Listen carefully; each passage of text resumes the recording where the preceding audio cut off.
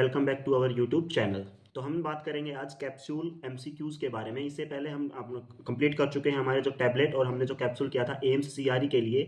आपको in short में complete detail और कंप्लीट इन्फॉर्मेशन हमने आपको प्रोवाइड की थी। किस चीज़ के लिए की थी वो हमने कंपटीशन के लिए की थी, थ्योरी पोर्शन के लिए हम लोग नहीं कर रहे हैं। अभी हम सिर्फ कंपटीशन के लिए कर रहे हैं। जैसे आप लोग देख रहे हो कि एम्स सीआरई के लिए बहुत सारे लोगों ने अप्लाई किया है और क्योंकि इसके अंदर ही आपका ईएसआईसी सब दर्जन वगैरह सारे एग्जाम जो इन्हीं के अंदर इंक्लूड हो गए हैं। डीएसएसबी आपका आने वाला है, आरआरबी आपका जल्द ही नोटिफिकेशन आने वाला है कुछ ही दिनों में, और साथ ही साथ जीपैट के लिए नोटिफिकेशन यहाँ पे आने वाला है। तो टैबलेट और कैप्सूल दोनों ही इंपॉर्टेंट चैप्टर हैं हमारे और दोनों को ही हमने कंप्लीट इसको कर लिया है। अब हम बात कर रहे हैं एमसीक्यूज के बारे में। एमसीक्यूज को डिस्कस करने लगे हम। इससे पहले हम टैबलेट डिस्कस कर चुके हैं पिछली वीडियो के अंदर। सॉरी, टैबलेट के जो एमसीक्यूज थे वो हमने करके देखे हैं। इससे पुरानी वीडियो के अंदर आप जाके चेक कर सकते हैं, उन्हें वहां से आप अटेम्प्ट करके देख सकते हैं कि आपका स्कोर क्या आ रहा है और आप कितना अच्छा कर पा रहे हो।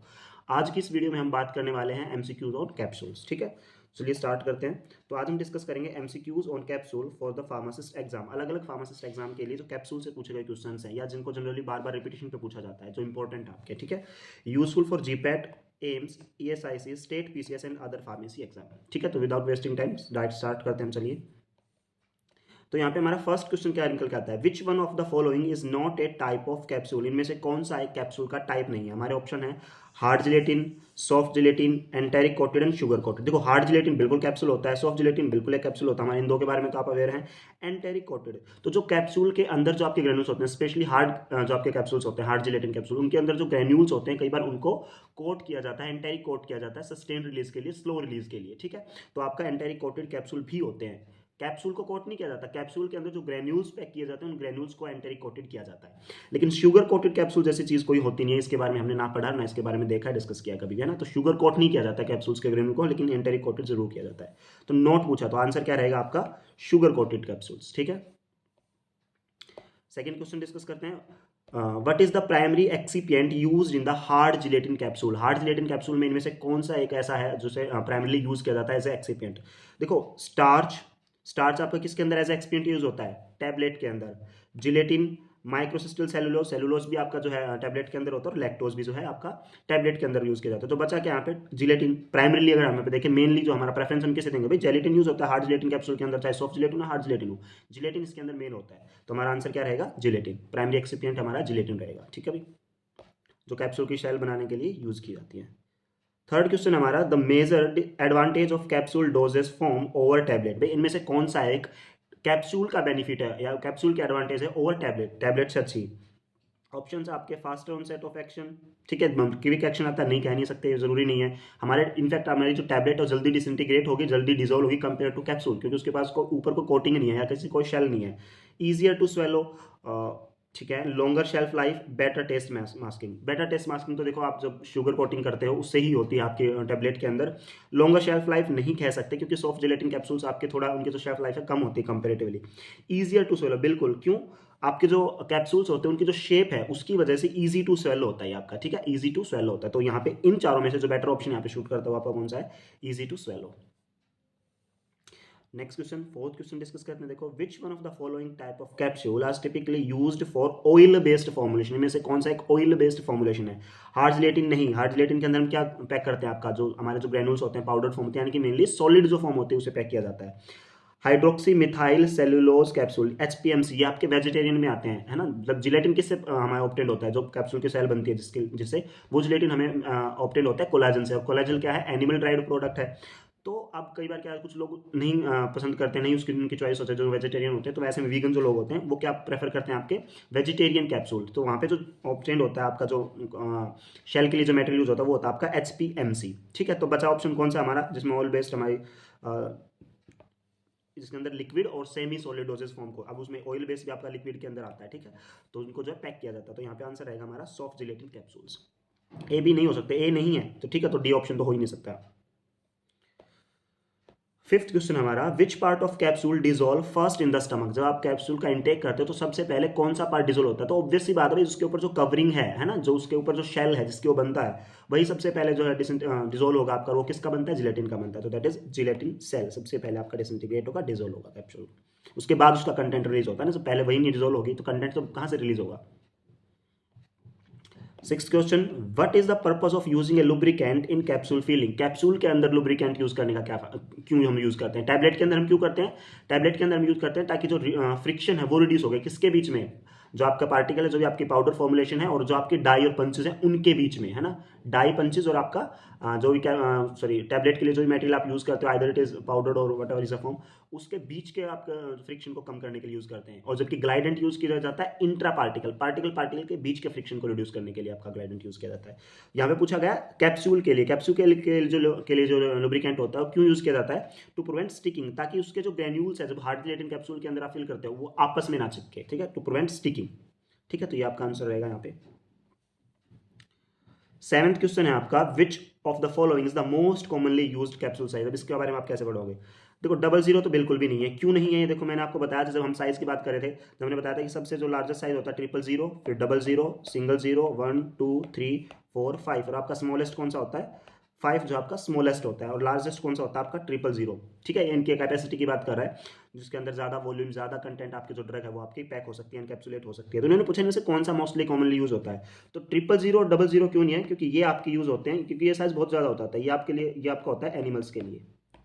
ठीक है, ये आपका एनिमल्स के लिए होता है। बचे नीचे के जो बाकी नीचे के 0 से लेके 5 तक, ये आपके यूज होते हैं एनिमल यूज के लिए, सॉरी एनिमल नहीं, ह्यूमन यूज के लिए। ठीक है, तो ऐसे में 5 बहुत स्मॉल हो जाता है। तो मेनली जो प्रेफर किया जाता है, जो आप कैप्सूल्स देखते हो डेली लाइफ में, जो आप यूज करते हो, वो 0 साइज के होते हैं। ठीक है, तो यहाँ पे आपका आंसर रहेगा size 0, that is option B is the right answer.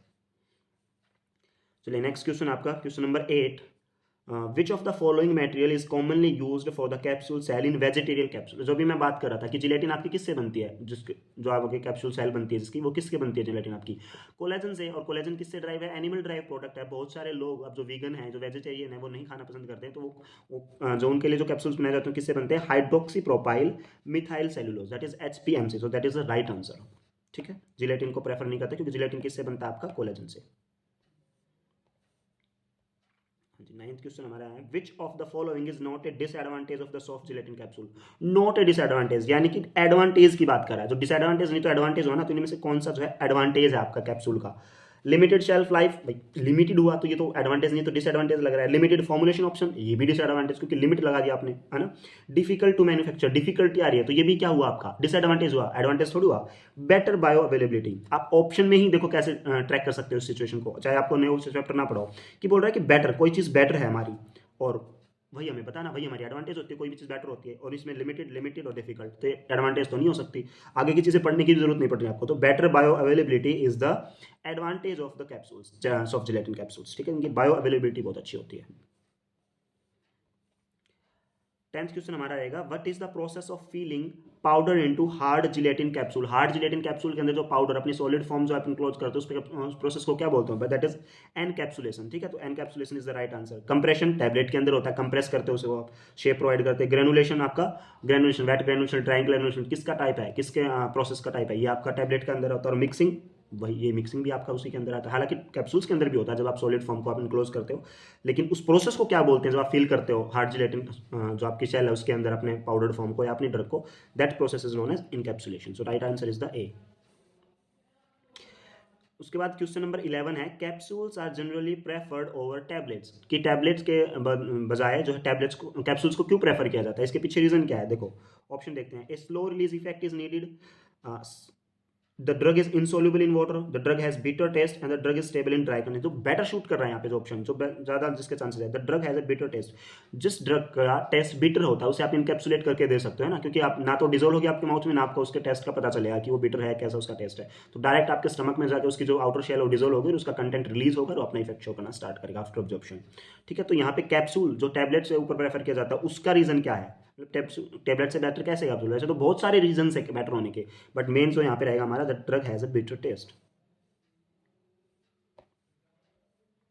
The rate of dissolution of drug from capsule is affected by? इनमें से कौन सी ऐसी चीज है जो अफेक्ट करेगी रेट ऑफ डिसोल्यूशन को? फास्ट होगा या स्लो होगा जो आपका कैप्सूल का कंटेंट है उसका डिसोल्यूशन? देखो कैप्सूल साइज, बिल्कुल जितना बड़ा कैप्सूल का साइज होगा उतना टाइम लगेगा उसे डिसोल्व होने में, कंप्लीटली डिसोल्व होने में। टाइप ऑफ कैप्सूल सेल, अगर अब ऑब्वियसली जो कैप्सूल है आपका, अगर हार्ड ज़्यादा है तो उसे डिजोल्व होने में भी टाइम लगेगा। सॉफ्ट जितना रहेगा, जितना उसके अंदर प्लास्टिसाइज रहेगा उतना सॉफ्ट रहेगा और उतना ज़्यादा अच्छे से वो क्या होगा आपका डिजोल्व हो पाएगा। ड्रग पार्टिकल साइज जितना छोटा होगा उतना अच्छे से डिजोल्व हो पाएगा। तो यहाँ पे हमारा ऑप्शन क्या, चारों ही सारी तीनों ही ऑप्शन हमारे बेटर शूट कर रहे हैं, तो right answer is all of the above. ठीक है जी।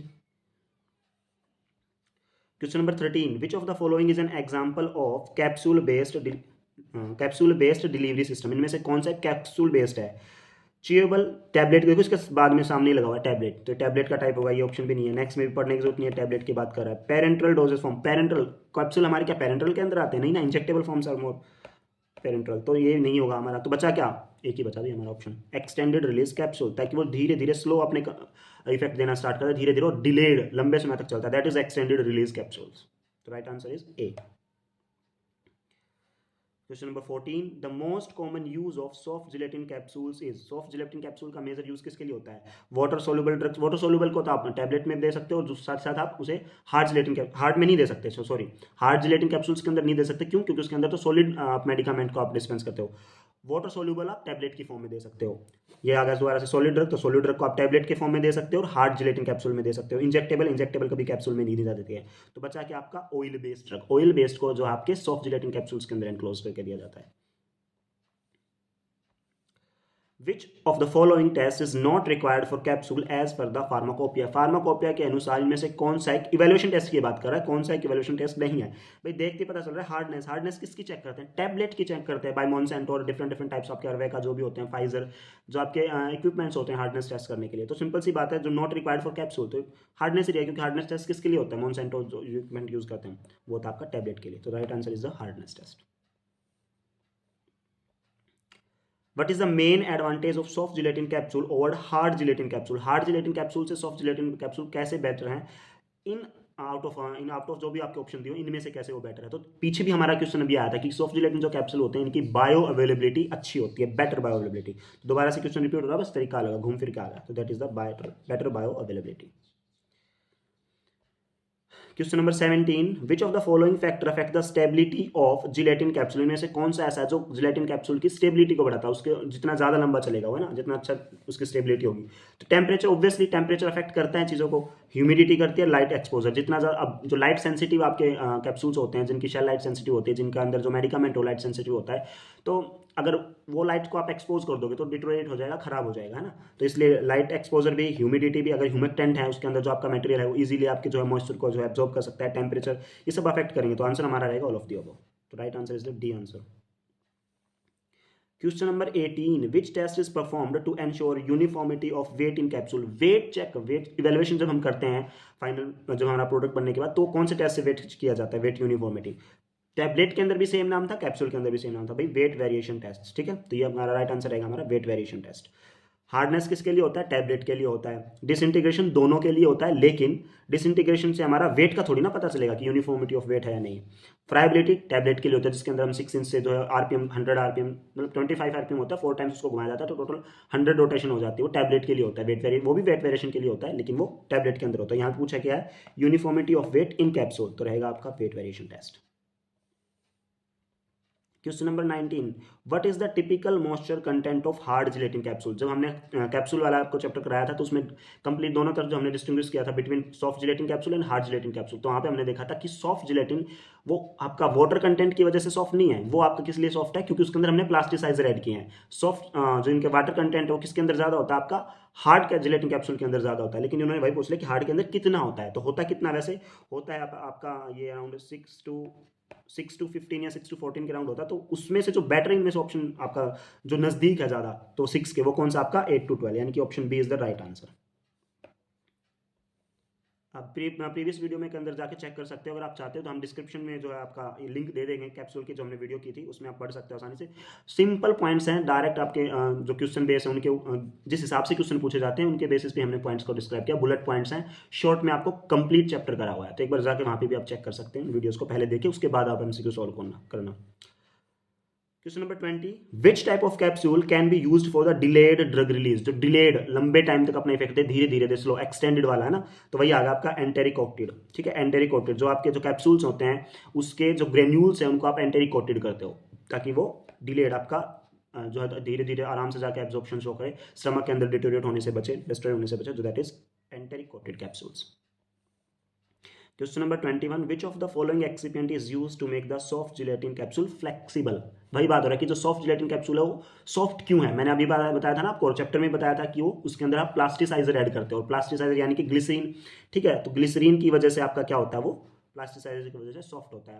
अच्छे से बताया था कि हार्ड जिलेटिन जो कैप्सूल्स होते हैं, आपके हार्ड के अंदर जो रेशियो होता है उसका ग्लिसरीन का और आपका प्लास्टिसाइजर को कितना होता है 0.4:1, और वहीं आपका सॉफ्ट के अंदर कितना होता है 0.8:1, यानी कि सॉफ्ट के अंदर जो प्लास्टिसाइजर है वो आपका ज़्यादा है, और उस प्लास्टिसाइजर का काम क्या होता है, जो भी आपका कंपाउंड है, जो भी आपकी चीज़ें हैं, उसको ज़्यादा सॉफ्ट करने के लिए, उसको ज़्यादा फ्लेक्सिबल बनाने के लिए। तो वही हमारे पास क्वेश्चन पूछा गया।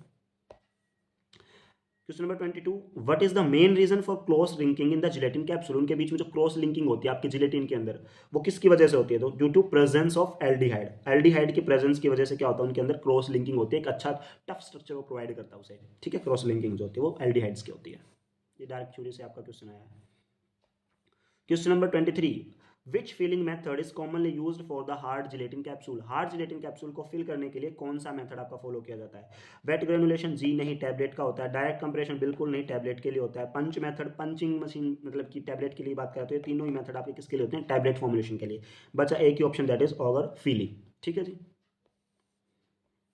Question number 24, which technique is use to seal hard gelatin capsule. इनमें से कौन सी ऐसी टेक्निक है जो हार्ड जिलेटिन कैप्सूल को सील करने के लिए यूज की जाती है।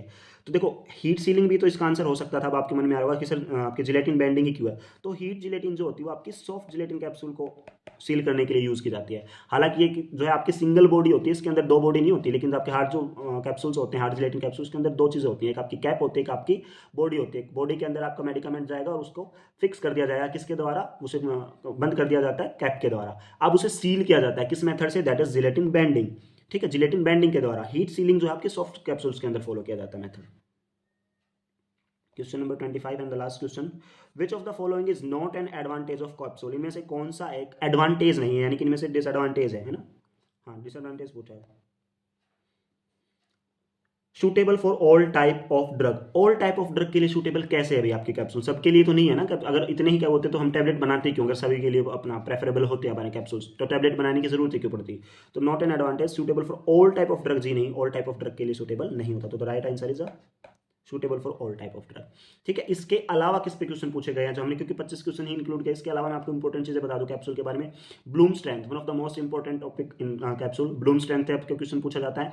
आपका जो आइसो इलेक्ट्रिक पॉइंट होता है उसके बारे में क्वेश्चन पूछा जाता है कि टाइप ए का कितना होता है, टाइप बी का कितना होता है, टाइप ए को टाइप ए क्यों बोला जाता है, टाइप बी को टाइप बी क्यों बोला जाता है ना। तो ये सारी चीजें हमने कैप्सूल वाले जो चैप्टर हम लिंक डिस्क्रिप्शन में जरूर आपको ऐड कर देंगे, वहां पे जाके आप चेक करना, इंपॉर्टेंट क्वेश्चन आपके।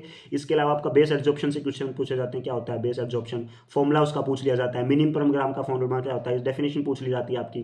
तो इस जो हमने अभी डिस्कस किया इन एमसीक्यू में, इसके अलावा जो 2-3 टॉपिक मैंने अभी बताए, ये जरूर जाके आप वहां से टैबलेट कैप्सूल से पढ़ लेना, जनरली पूछे जाते हैं। Bloom strength, iso electric point, हाँ ये आपके जनरली पूछे जाते हैं, ठीक है। बाकी सब चीजें हमने इंक्लूड कर ही दी इसके क्वेश्चन के अंदर। तो ये हमारे 2 टॉपिक हमने जो अब तक किए थे आपके टैबलेट और कैप्सूल एमसीआरई के लिए। रिसेप्टर्स आपके चल ही रहे हैं साइड बाय साइड फार्माकोलॉजी के लिए। फार्माकोलॉजी को हम थोड़ा स्पीड अप करने वाले हैं क्योंकि हमारा फार्माकोलॉजी का कंटेंट ज़्यादा होता है, और साथ ही साथ हम शूटिंग्स को भी बढ़ाने वाले हैं। इसके लिए आप चैनल के साथ बने रहे, जुड़े रहे आप, और अपने दोस्तों के साथ शेयर करें, उन सभी लोगों के साथ जो आपका एमसीआरई में अपीयर होने वाले हैं या जीपैट के लिए प्रिपरेशन कर रहे हैं। वीडियो में अंत तक बने रहने के लिए आपका बहुत बहुत धन्यवाद। Thank you so much.